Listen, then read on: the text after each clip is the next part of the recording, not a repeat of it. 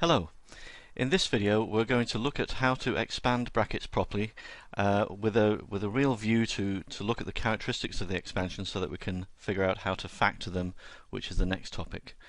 So when we're looking at expanding brackets, the usual way to think about it is to split up the first bracket and take each bit of it and multiply each part by the second bracket. This has the effect of taking the x times the x plus 3 and the 5 times the x plus 3. When we actually perform this, x times x is of course x squared, x times 3 is of course 3x, and then 5x plus 15.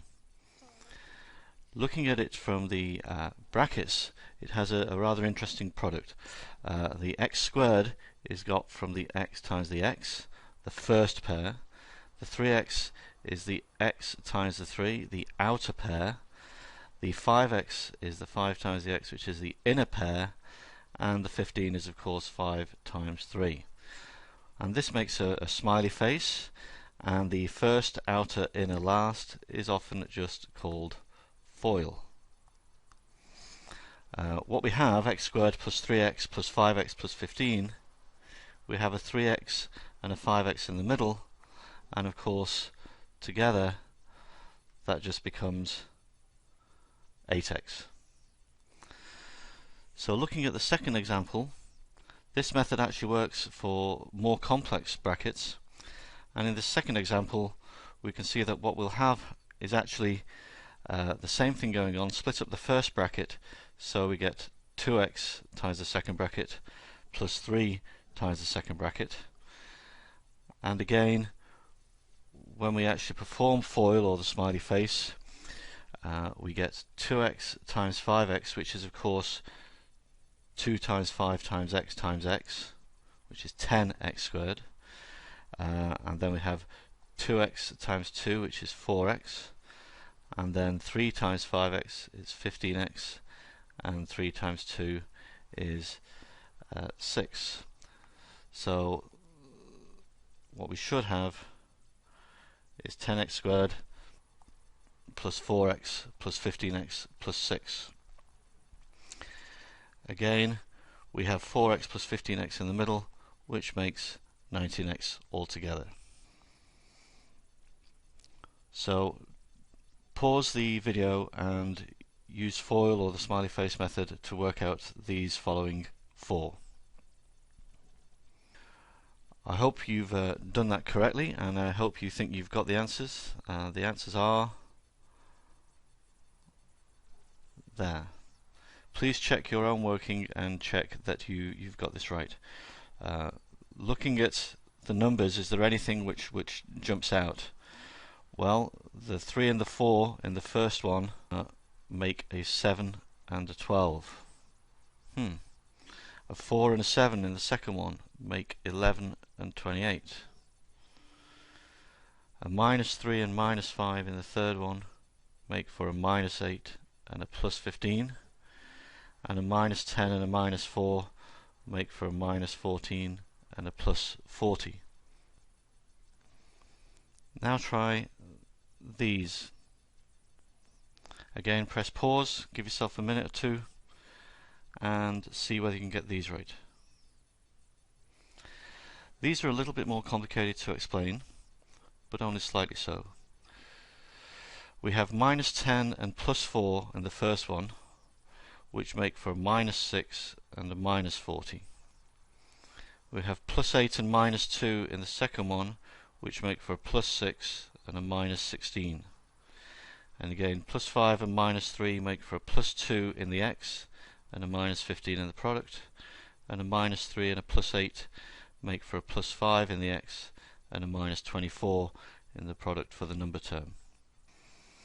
So the real question is, how do I undo the expansion and figure out where they actually came from? Well, looking at the previous examples, what we see that if the number term is positive, then both brackets must have had the same sign. They must either both have been positive or both have been negative. In any case, what it means is that we're looking for the pair of factors of the number term which add up to the term in x. So In this example, x squared plus 11x plus 30, because the number term is positive, they must both have the same sign, and because the term in x is positive, they must both be positive. So we're looking for factors of 30 which add up to 11. The factors of 30 are 1 and 30, 2 and 15, 3 and 10, and 5 and 6. And of course, it is 5 and 6 which add up to 11. The second example, x squared minus 9x plus 18, we're looking for factors of 18. It's positive 18, so they must both have the same sign. Factors of 18 which add up to 9. The factors of 18 are, of course, 1 and 18, 2 and 9, and 3 and 6. And of course 3 and 6 add up to 9, but it's minus 9x, so they must both be negative. And the third example, again we're looking for the factors of 40 which add up to 13. 1 and 40, 2 and 20, 4 and 10, 5 and 8. Oh, it's 5 and 8. And it's minus 13, so they must both be negative. X minus 5, x minus 8.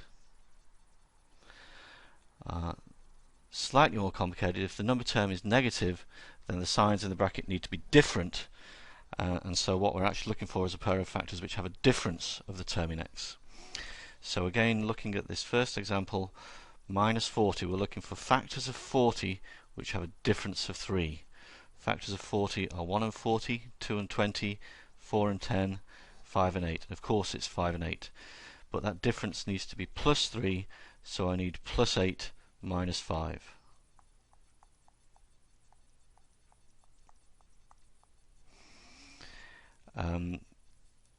If I had it the other way around, I'd end up with x squared minus 3x minus 40.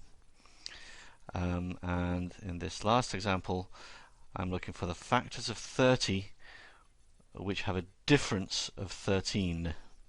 Be careful here, a difference of 13. So we have 1 and 30, 2 and 15, 3 and 10, 6 and 5. And of course the ones with a difference of 13 are 2 and 15, and I need it to be minus 13, so I need x plus 2, x minus 15.